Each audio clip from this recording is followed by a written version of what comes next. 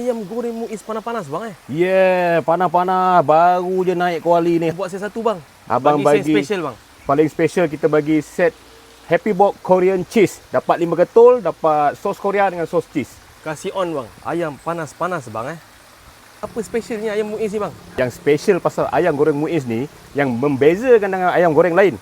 Pertama, dia punya perapan ayam dia. Perapan rahsia daripada Muiz Hot Chicken. Dengar-dengar dia punya ayam pun juicy bang Ya betul. Rangup Ayam di luar, rangup juicy di di luar, dalam. juicy dalam.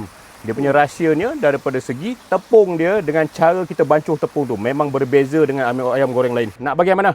Bagi saya yang terbaik je bang. Yang terbaik, baik, cantik. Saya akan bagi ala-ala 5 pieces. Kita bagi semua part. Kita akan bagi part mana yang customer request, tapi bergantung kepada stok lah. Untuk set Happy Korean Cheese, kita akan bagi 5 pieces ayam, Baik. 2 cheese dan 2 sos Korea. Dah siap. Ini ada dia Happy Box Korean Cheese. Berapa ringgit tu bang? Ini RM30 je.